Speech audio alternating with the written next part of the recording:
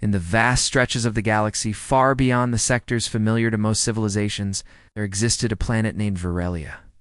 It was a world of elegance and serenity.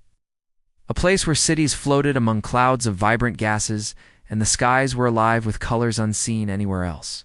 The Virelians were an intelligent and peaceful species, devoted to art, knowledge, and the preservation of their beautiful home. They had never known war, and conflict was something they only read about in historical archives of distant worlds. For centuries, they lived without fear, believing their technology and diplomacy would always keep them safe. But peace is fragile, and the Virelians' time of calm came to a sudden and terrifying end. A marauding alien species, ruthless and warlike, descended upon their system without warning. These invaders were nothing like the Virelians. They thrived on destruction and conquest, leaving entire civilizations in ruins wherever they went. Virelia had never faced a threat like this. The Marauders' ships darkened the skies, moving faster than anything the Virelians had ever encountered. They attacked with precision, targeting the city's power grids and communication hubs. Panic swept across the planet. Families ran through the streets, children clutched their parents' hands, and the air was thick with smoke and the sounds of alarms. In the Virelian council chambers, a group of leaders gathered in desperation. Their bright, transparent walls offered a view of the chaos outside, a reminder of how quickly everything they knew could be destroyed. They had tried diplomatic messages, reaching out to nearby allies, but the response was too slow. The Marauders' advance was relentless, and the council realized that their civilization was on the brink of extinction. They knew that if no help arrived soon, their people, their culture, and their beautiful cities could be wiped out forever. It was then that they made the decision to send a distress signal, a call for help into the endless void of space. This was not just any message. It was a plea born out of desperation, a cry for mercy. They carefully encoded the signal, including information about their location, the nature of the threat, and the urgency of their situation. Every Virelian scientist and technologist worked tirelessly, ensuring that the message could travel across the vast distances of the galaxy. They knew it was a gamble. There was no guarantee that anyone would receive it, and even if someone did, there was no certainty they would come to help. As the message was sent, it drifted silently into space, crossing light years in a journey that would take weeks, months, or even years to reach its destination. Yet among the stars, something unusual happened. The signal was intercepted by humans. Not just any humans, but a breed known across the galaxy as Deathworlders. These humans came from worlds so harsh that only the strongest could survive. Their planets were filled with extreme temperatures, poisonous atmospheres, and dangerous predators. Over generations, humans had adapted to these brutal conditions, becoming resilient, resourceful, and relentless.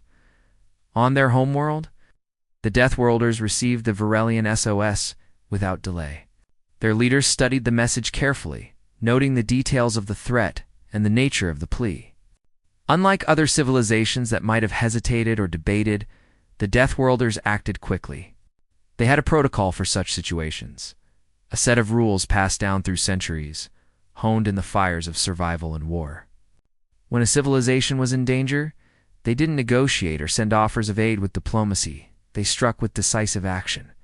Every human in the fleet knew what their role would be. Every ship, every weapon, and every soldier was prepared to respond. Meanwhile, back on Virelia, the panic continued. Cities were being evacuated as quickly as possible, but the Marauders' attacks made escape difficult. Entire neighborhoods were lost to fires and explosions, and the Virelians began to lose hope. Children had never seen such destruction, and even the oldest citizens, who had studied history and stories of conflict, were terrified. They had expected that someone, somewhere, might come to their aid, but the vastness of space made that hope seem distant. They prayed that the universe had someone willing to help them, in the cold emptiness of space.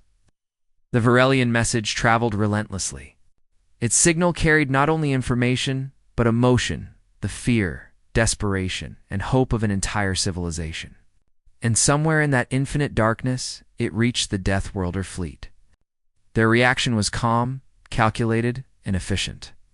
Unlike the Virelians, They did not feel panic or sympathy in the same way. For them, helping a civilization in peril was a mission, a duty that demanded precision and speed. They began their preparations immediately, calculating trajectories, assessing enemy strength, and readying their ships for a response that would not only protect Varelia, but eliminate the marauders threatening it. The fleet moved with a speed and organization that the Varelians could never imagine. They coordinated in silence, understanding each other without the need for endless discussion. Each human commander knew exactly what the other was thinking, and their ships moved as a single, unstoppable force. Every decision was rooted in survival and effectiveness, traits that had been cultivated over generations of living on worlds where only the strongest endured. For the Deathworlders, hesitation could mean failure, and failure was not an option. Back on Varelia, as the Varelian leaders watched the skies, they had no idea that help was already on its way. They continued to struggle, to protect their citizens, and to fight a battle that seemed hopeless. Yet, the act of sending the SOS had set events in motion that would change everything. The signal, a simple cry for mercy, had reached a force unlike any the galaxy had ever seen.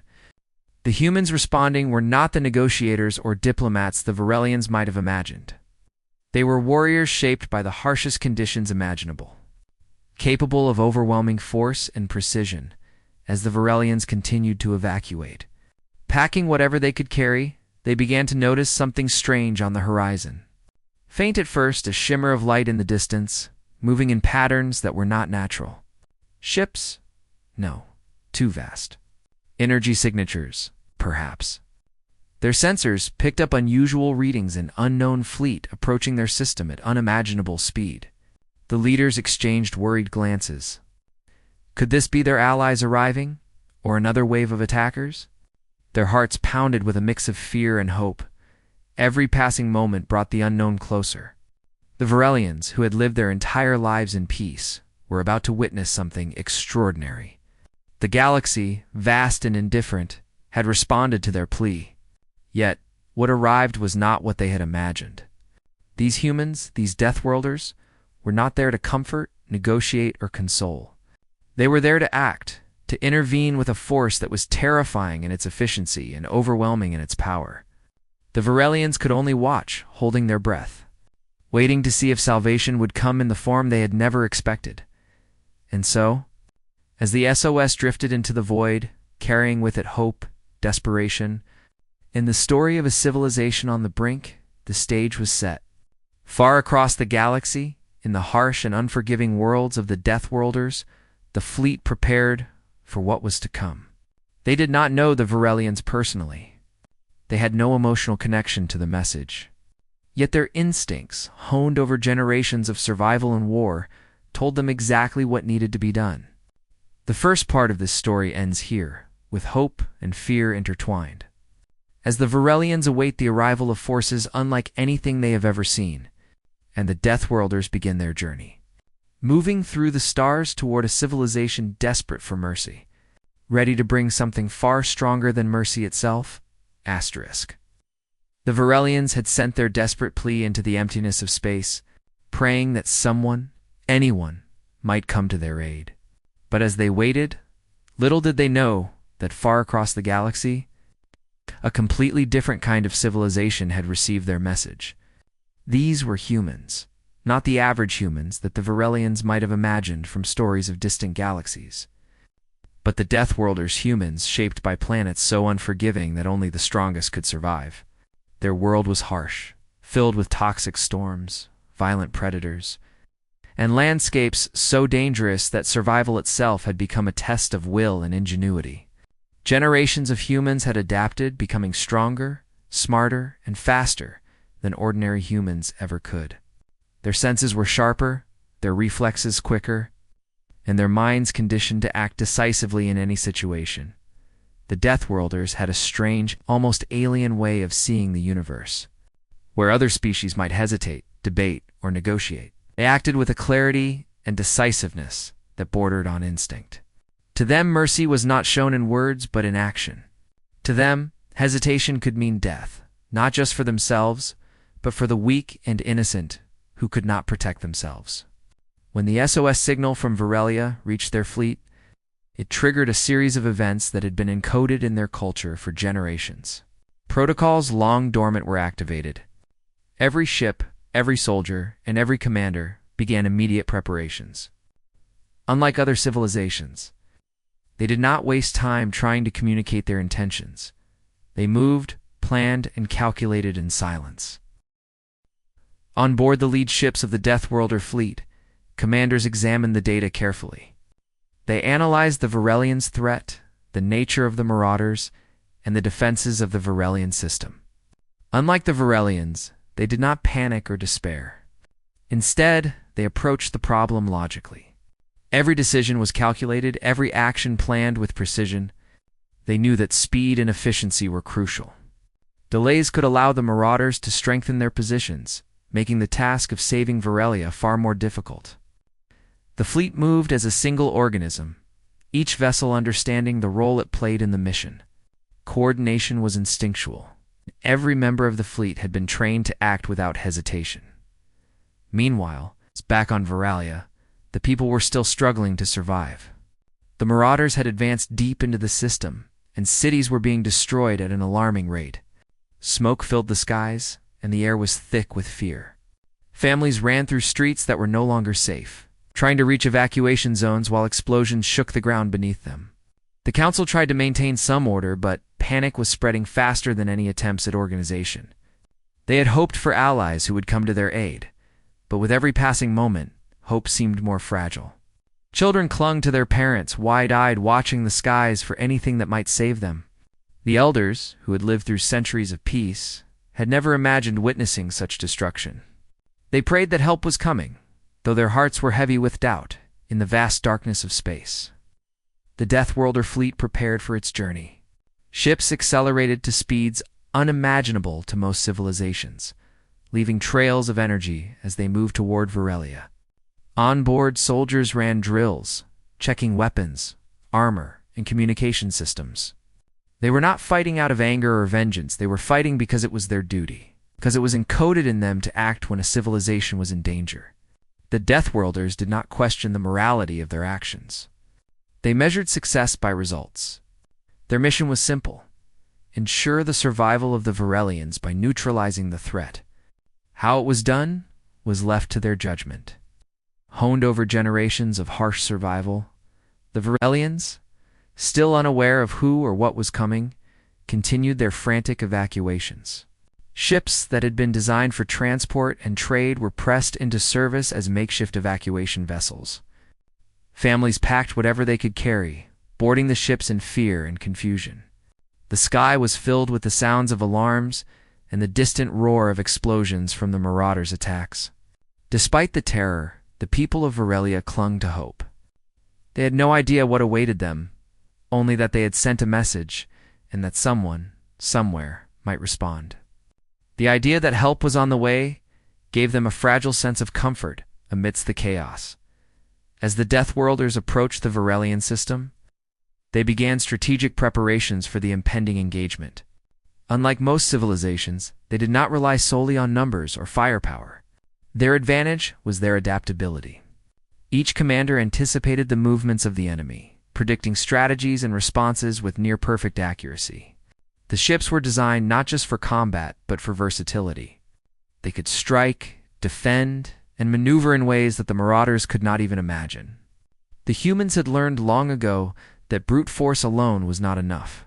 Survival required intelligence, strategy, and the ability to respond to unexpected threats. For the Varelians, the first signs of the approaching fleet were subtle. Sensors picked up unusual energy signatures, strange movements in the distance. At first, they assumed it was another wave of attackers, another threat to their fragile civilization. But soon, they noticed a difference. The energy readings were unfamiliar, almost alien. The ships were large, powerful, and moving in a disciplined formation, unlike anything the Varelians had ever seen. Excitement mixed with fear as the council debated what this could mean. Could this be the help they had prayed for, or another force of destruction? They watched the skies, hearts pounding, unsure of what awaited them.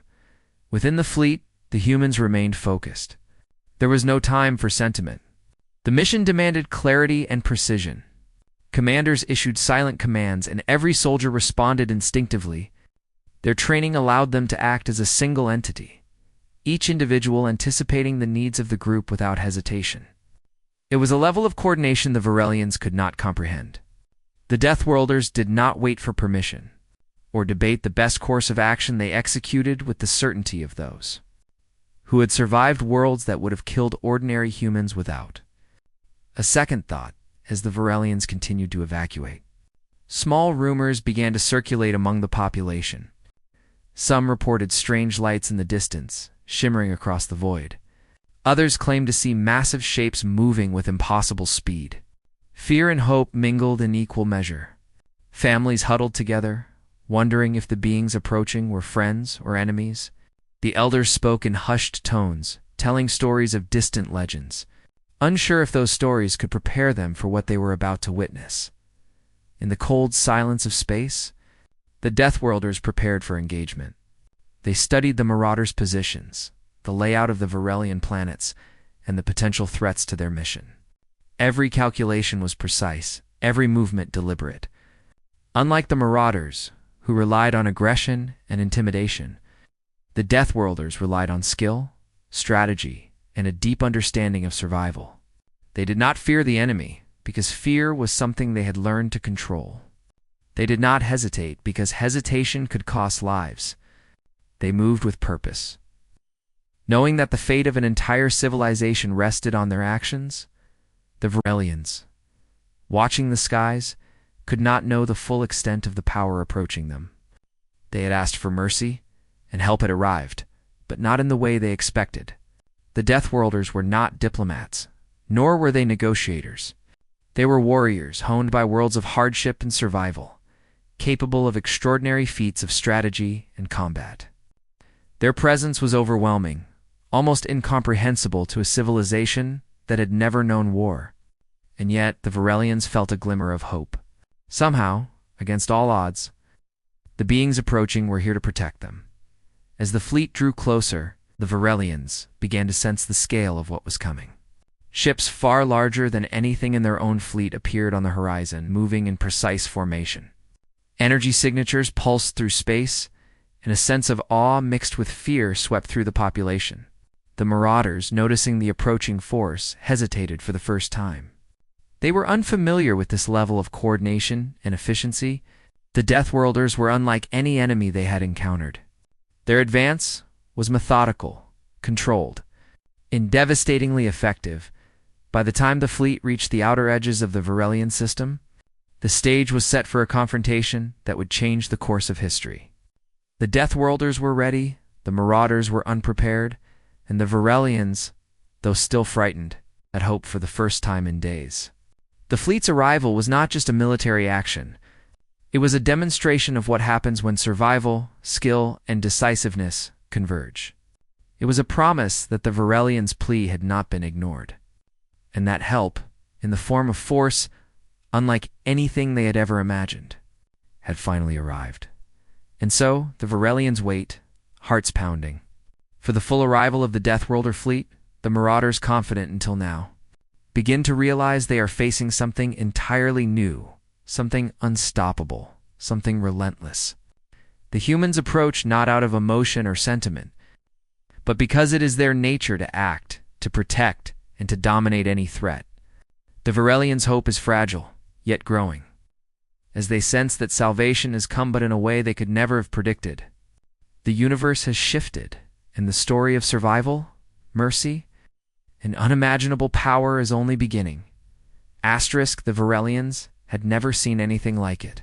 From the dark emptiness of space, shapes began to appear enormous. Glimmering vessels moving with a grace and precision that was almost hypnotic. At first, the citizens thought it might be another wave of Marauder ships, another layer of destruction to add to their suffering. But as the ships drew closer, the energy patterns became clearer, the formations more precise. The Varelian scientists and engineers, still struggling to comprehend what they were witnessing, realized these ships were unlike anything they had ever known. They were massive, yet sleek, designed for speed, strength, and coordination. Every movement was deliberate, as if each vessel were aware of the others and acting in perfect harmony. Panic still gripped the streets. But curiosity began to pierce through. Families paused, shielding their children, their eyes drawn upward to the approaching fleet. The elders whispered tales of long-forgotten legends, speaking of warriors who could appear from nowhere and change the course of history. It was a fragile hope, but hope nonetheless. As the ships moved deeper into their system, sensors picked up something astonishing. The energy signatures of these vessels were entirely alien to the Marauders. These ships were built not just to attack, but to anticipate, to outmaneuver, and to strike with devastating effect. The Varelians had never seen such raw potential in action. The Deathworlder fleet had arrived, and the first impression it left was one of overwhelming force. Unlike the Marauders, who relied on fear and aggression, the humans commanded respect through presence and discipline. Their ships were not painted with intimidation or war symbols. They needed no embellishments. The sheer scale and organization of the fleet spoke for itself. Every vessel had a purpose: scouting, assault, defense, or tactical support. Every maneuver was calculated. It was a display of power that the Varelians struggled to comprehend. In the councils, leaders watched as the fleet positioned itself strategically around the outer edges of the system, creating a buffer zone that immediately cut off any escape routes for the Marauders.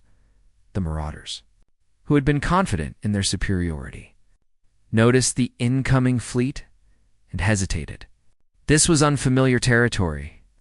They had conquered many civilizations, but the presence of the Deathworlder fleet introduced something they had never faced before: controlled, calculated power. The humans did not attack recklessly. They did not rely on numbers or brute force. They analyzed, predicted, and then acted with precise efficiency. In the moments that followed, the Marauders realized their confidence was a dangerous mistake. The Deathworlders' approach was unlike anything they could anticipate. From the Varelian planets below, citizens watched as the sky was filled with movement. The humans did not descend immediately. They remained at the periphery, observing, calculating, waiting. To the Varelians, it was frustrating and confusing. Where was the help they had prayed for? Were these beings allies or merely observers? Slowly, understanding began to dawn. The humans were not here to negotiate or to speak of mercy in words. Their presence alone was a message. Resistance was futile, and salvation would come through action, not rhetoric. The Varelians had never experienced war, and yet they began to sense the discipline, strategy, and power of these strange visitors as the Deathworlders positioned their fleet. The first exchanges of energy and intelligence began. Small reconnaissance drones were deployed, invisible to the naked eye, but capable of assessing the Marauders' strengths, weaknesses, and movements. These devices transmitted real-time data to the fleet's command centers, where humans analyzed it instantly. Calculations were made in moments, not minutes, and strategies were adjusted accordingly. This level of coordination was astonishing. Even the Varelian scientists, with all their knowledge and technology, could not keep up with the complexity and speed of the humans' operations. The fleet operated as a single entity, each vessel a part of a larger organism, moving and reacting in perfect harmony. The Marauders, sensing the humans' presence, decided to test their strength. A squadron of ships advanced toward the fleet, expecting to intimidate or provoke them. But the Deathworlders did not react with fear or haste. Instead, they executed maneuvers so precise that the attacking ships were intercepted, neutralized, and removed from the battle before the Marauders could fully comprehend what had happened. The humans' weapons were not only powerful, but intelligently deployed. They targeted vital systems, disabling ships without unnecessary destruction. Their goal was clear: protect the Varelians and eliminate the threat efficiently. For the Varelians, witnessing this was both terrifying and inspiring. They had sent a call for help, expecting some form of assistance, but this was beyond anything they could have imagined. The humans were not saviors in the way the Varelians understood. There was no diplomacy, no assurances, no promises of safety. There was only action. And yet, for all the fear it inspired, there was hope. The fleet's presence meant that their people had a chance to survive, even if they could not fully grasp how as the battle began to escalate. The Deathworlders demonstrated a level of tactical genius that was unmatched.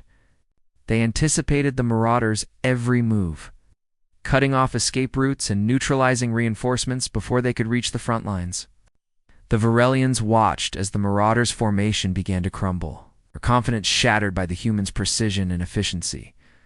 Ships that had once seemed invincible were destroyed or captured, and within hours, the Marauders realized that they were facing an enemy unlike any they had encountered. The Deathworlders were relentless, fearless, and unwavering. Their understanding of combat went beyond instinct. It was a product of evolution, training, and survival under the harshest conditions imaginable. On board the human command vessels, leaders coordinated every move with silent precision. They did not celebrate victories or mourn losses. They adapted, recalculated, and executed. Each decision was guided by a single principle: complete the mission and ensure the survival of the Varelians. The humans understood that hesitation or emotion could compromise the operation. So every action was deliberate, controlled, and decisive. Their discipline was unmatched, and their focus absolute. The Varelians began to recognize the scale of the humans' power. Entire sectors of space that had once been under the Marauders' control were now secure. The humans advanced methodically, striking only where necessary, and leaving the Varelians in awe of their skill. There was no chaos, no panic in the fleet, only precise, calculated movements. The Varelians realized that these beings were not merely strong. They were masters of strategy, capable of assessing a situation in seconds and executing actions that ensured maximum effectiveness with minimal risk. As the battle raged, stories began to circulate among the Varelians about the humans.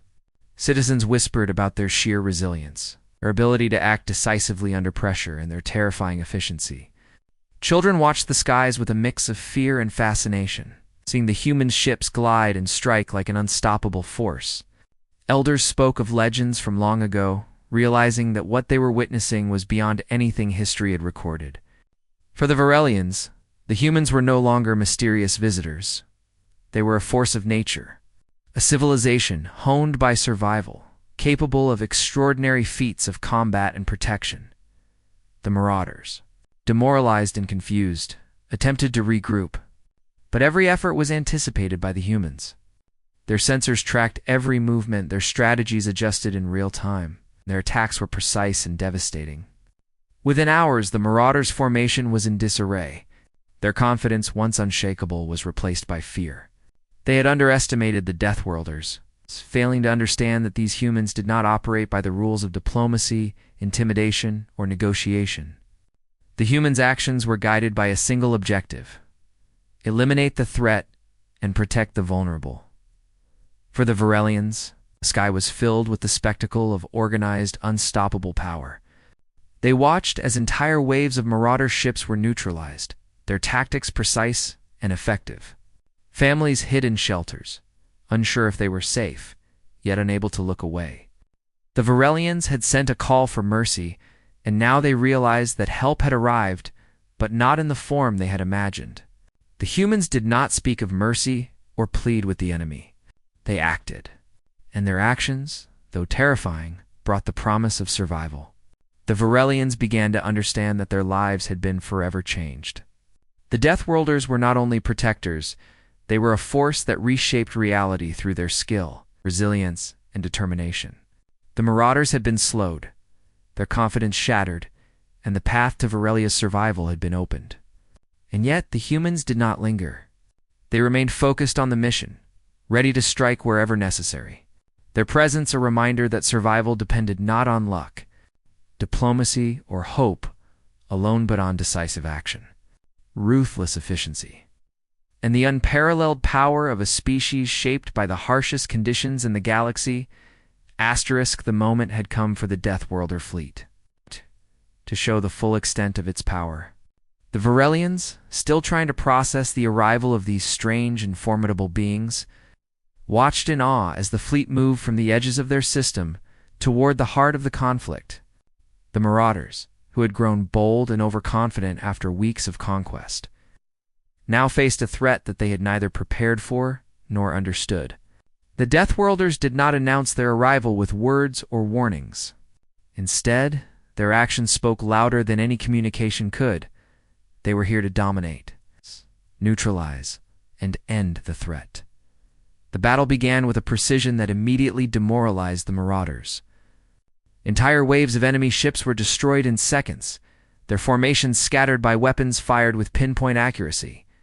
The humans did not merely attack, they assessed, calculated, and executed. Every move the Marauders attempted was anticipated, countered, and nullified. The Varelians, watching from the surface of their cities and through the few operational observation stations, could barely comprehend the speed and efficiency with which the humans operated.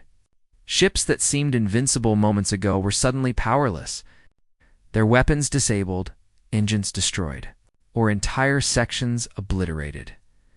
What terrified the Marauders most was the humans' ability to predict and adapt. They had never faced an enemy that could read their movements before they happened, that could intercept attacks before they were fully launched. The Deathworlders had developed tactics over centuries of surviving on worlds where danger was constant, where predators could appear from any direction, and where mistakes meant instant death. These instincts had been refined into strategies capable of controlling entire battlefields in seconds. The Marauders, who relied on aggression and intimidation, found themselves outmatched, not just in strength, but in intelligence and adaptability. On the Varelian planets below, the citizens could see the destruction unfolding in the skies. Explosions illuminated the darkness, painting the clouds with fire and debris. The sounds of distant energy blasts echoed faintly, though much of the action took place far beyond their atmosphere. Families clutched one another in fear, but amidst the terror, there was a growing sense of hope. The humans were systematically dismantling the Marauder fleet, striking with precision and efficiency. Unlike the Marauders, they were not indiscriminately destructive. Their attacks were calculated to maximize results while minimizing unnecessary damage. It was a new kind of power, one that combined raw force with intelligence in a way the Varelians had never seen before. The Marauders attempted to regroup, sending reinforcements and splitting their fleet into smaller squadrons to flank the humans. But the Deathworlders anticipated every move. Sensors scanned the surrounding space constantly, tracking every ship, weapon, and trajectory. The humans adjusted their tactics in real time, deploying interceptors and specialized attack units exactly where they were needed. Within moments, the reinforcements were neutralized, their formations broken, their morale shattered. The Marauders were facing an enemy that seemed to know their every thought before it could even be acted upon. On board the command ships of the Deathworlder fleet, the leaders coordinated the battle with unmatched efficiency. Commands were issued silently through advanced neural link systems, allowing the entire fleet to act as one cohesive entity. Every vessel knew its role, every soldier understood their objective, and every weapon was deployed at the perfect moment. Unlike conventional fleets, which relied on individual decision-making and hierarchical command chains, the Deathworlders operated with a fluid, instinctual coordination. Each action was precise, deliberate, and devastatingly effective. For the Varelians, the spectacle was both horrifying and inspiring. They had hoped for help, and they were getting it, but the scale and intensity of the battle were beyond their comprehension. Entire sections of the Marauder fleet disappeared in explosions or were disabled with surgical precision. Ships that had seemed threatening moments before were now drifting powerless through space. The humans moved with relentless efficiency, leaving nothing to chance. The Varelians realized that these beings were not only incredibly strong, they were masters of strategy, capable of turning the tide of battle with minimal effort and unmatched skill. Amid the chaos, stories began to emerge from the front lines. Witnesses described ships that could strike multiple targets simultaneously, weapons that disabled enemy systems instantly, and maneuvers that seemed impossible to any other species. The humans were not merely fighting, they were controlling the battlefield. Every attack, every movement, every decision was calculated to achieve a single objective: the complete elimination of the marauder threat. For the Varelians, it was a revelation. They had never understood what true combat power could look like, and now they were witnessing it firsthand. The marauders, realizing their disadvantage, tried desperate tactics.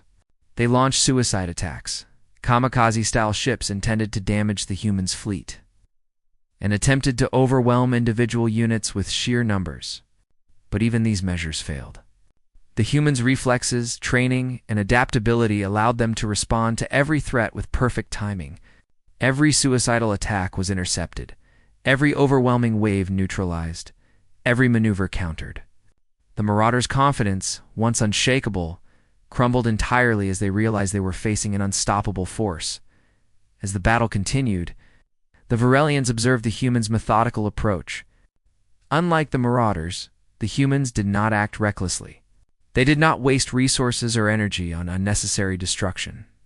Each strike was calculated, targeting the most critical systems first and disabling the enemy efficiently. They worked systematically, moving from one section of the battlefield to another, neutralizing threats with a terrifying combination of speed and intelligence. For the Varelians, it was not only a battle of survival, but also a lesson in strategy, precision, and power. Within the human fleet, there was no room for error. Every decision mattered. Sensors monitored every possible variable, predicting enemy behavior with incredible accuracy. Commanders adjusted tactics in real time, ensuring that the humans maintained the upper hand at every turn. It was a level of coordination that the Varelians had never imagined. They began to understand that these humans were not only strong and skilled, they were an evolved species, shaped by worlds so harsh that only the most resilient could survive. Their instincts had been honed to perfection, creating a force capable of handling threats that would overwhelm any ordinary civilization.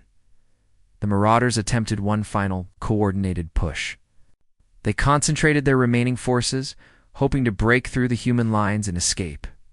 But the Deathworlders were prepared.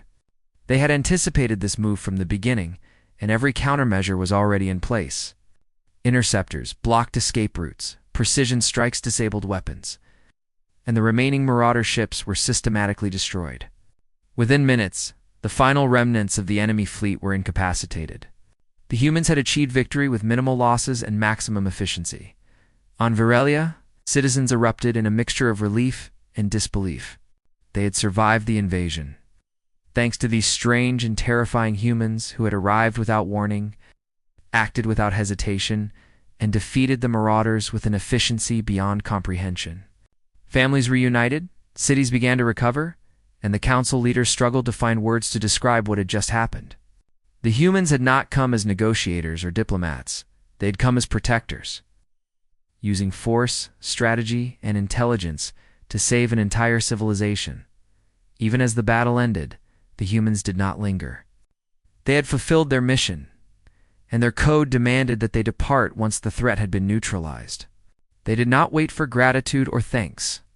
Their presence alone had been a demonstration of power, protection, a form of mercy unlike anything the Varelians had ever known.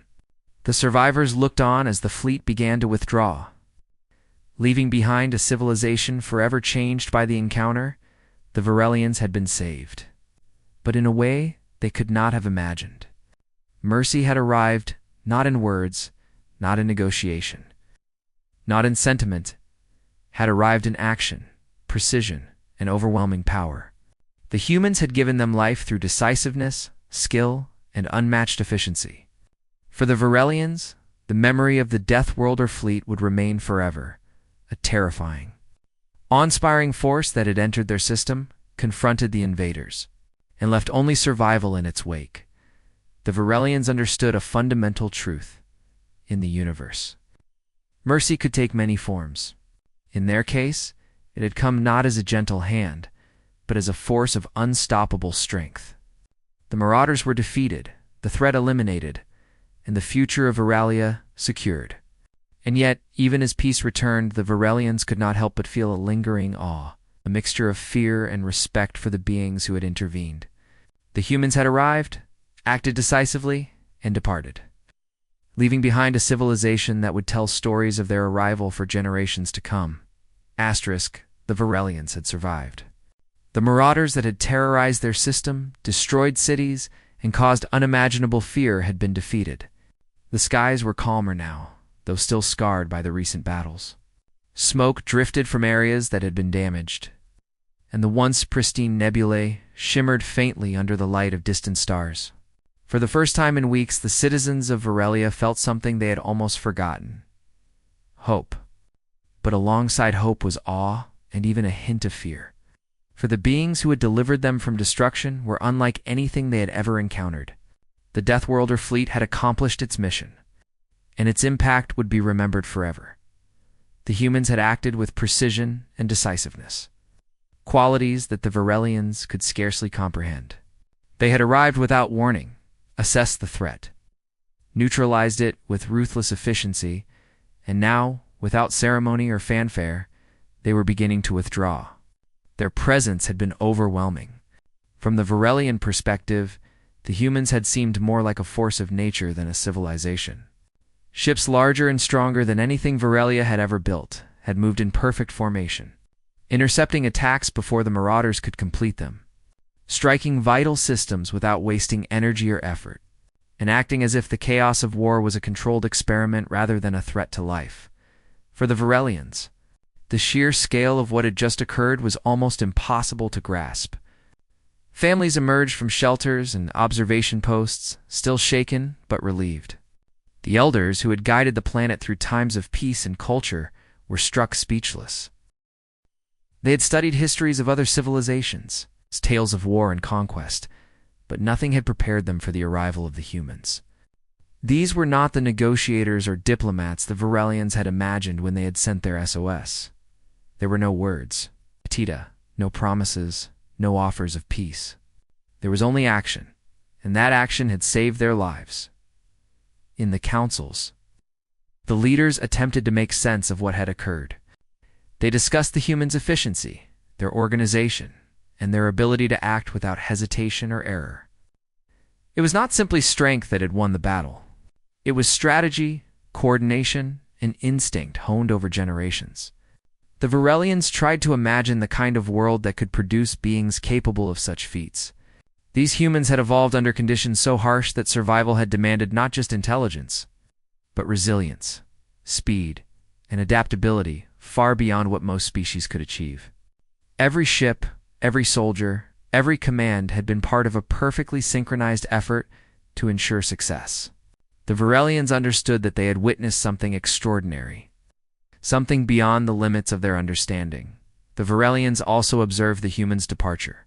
The fleet did not linger to receive thanks or recognition. The humans had completed their mission, and their code dictated that they leave once the threat was neutralized. To the Varelians, this was both unsettling and humbling. They wanted to express gratitude, to speak with these beings who had changed the course of their civilization's history. But the humans did not respond in the ways the Varelians expected. There were no ceremonies, no messages of reassurance, no attempts to explain their motives. Their mercy had been shown not through words, but through actions. The very act of saving Varelia was their way of giving life back to the people who had called for help. The citizens began to slowly venture into the open. The destruction caused by the marauders was visible everywhere: damaged buildings, disabled transport networks, and scorched land, but the sense of relief was palpable.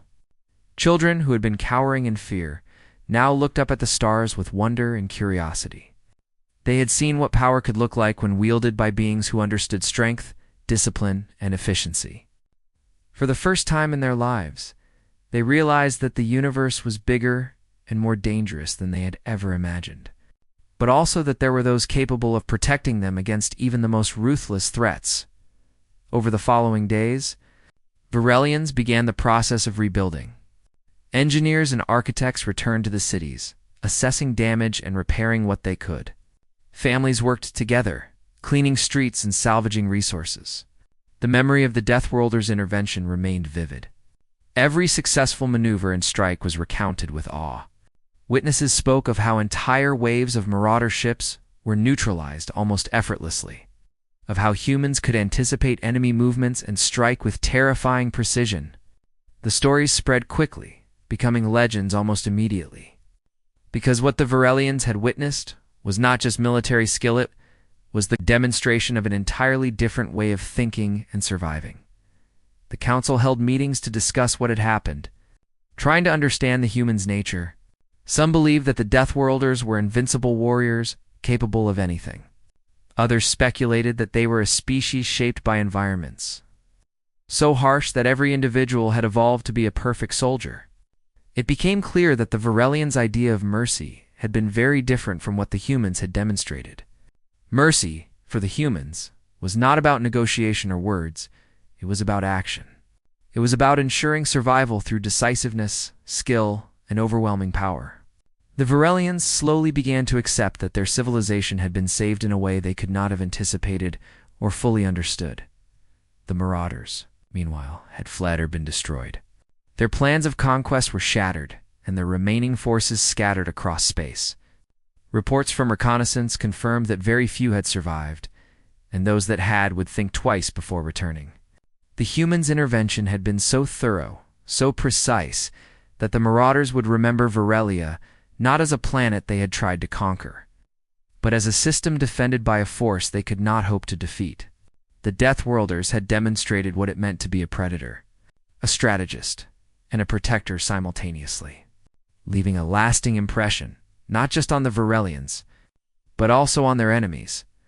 Despite the relief, there was a sense of reverence mixed with fear among the Varelians. They had survived, yes, but they had done so because of beings unlike any they had ever known. The humans had arrived, acted decisively, and left without a word, demonstrating a morality rooted in action rather than sentiment. The Varelians began to tell stories of the fleet's arrival, how the humans moved like a single organism, how they struck with surgical precision, how they could predict and counter every move of the Marauders. These stories spread across the planet, teaching new generations about the power of strategy, skill, and survival. As the weeks passed, the Varelians slowly returned to a sense of normalcy, though nothing would ever be the same. The fleet's intervention had shown them that the universe contained dangers beyond their understanding, and that there were beings whose way of life was shaped entirely by survival, efficiency, and discipline. The lesson was profound. Sometimes help does not arrive as comfort or words, but as action, decisive, overwhelming, and utterly transformative. The Varelians had asked for mercy, and it had come in a form they could never have imagined, but one that had ensured their survival. The final departure of the Deathworlder fleet left a lingering presence in the minds of the Varelians. Even though the ships had vanished into the distance, the memory of their precision, coordination, and ruthlessness remained. The skies, once dark and chaotic, were now calm, but they would always be remembered as the place where salvation had arrived in an unexpected form. Children grew up hearing tales of the humans, learning to respect power, strategy, and decisiveness. The elders, who had guided the planet through its darkest hours, often reflected on the strange mixture of fear and gratitude they had felt, realizing that mercy could sometimes be expressed in ways far beyond their imagination. The Varelians also began to understand the true nature of the humans. They were not warriors who sought glory or fame. They did not linger to receive thanks or admiration. Their culture, shaped by the harshest environments in the galaxy, had produced a civilization that valued action above words, efficiency above emotion, and survival above all else. The humans had acted not out of sentiment, but because it was their nature to protect the weak and neutralize threats. The Varelians had witnessed an entirely different form of morality, one rooted in effectiveness rather than sympathy. Even as normal life returned, the planet remained forever changed. Varelian scholars documented the events in meticulous detail. Engineers rebuilt cities with lessons learned from observing human tactics, and children dreamed of the stars, imagining the beings who had saved them. They knew that the universe was vast, dangerous, and unpredictable. But they also knew that somewhere out there were forces capable of intervening decisively when the need was greatest. The Varelians had survived, and in surviving, they had learned the limits of their understanding and the extraordinary potential of beings who had mastered survival, strategy, and action in ways they could barely imagine. And so, the story of the Deathworlder fleet's intervention became legend. The Varelians told tales of how humans arrived not as negotiators, not as diplomats, but as unstoppable protectors. Their mercy was not gentle, it was precise, overwhelming, and life-saving. The planet's citizens never forgot the lesson in the universe.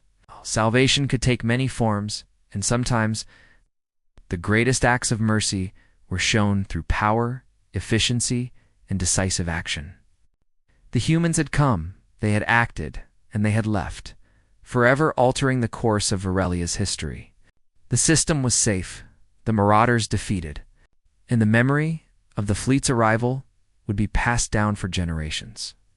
A reminder of what it truly meant to survive and to protect in a galaxy full of dangers. The Varelians would forever remember the day when aliens asked for mercy. But what arrived in response was something far stronger, far more terrifying, and far more protective than they had ever imagined. That day had defined a new era for their civilization, one in which the presence of the Deathworlder fleet would remain a guiding memory of hope, strategy, and the extraordinary power of decisive action.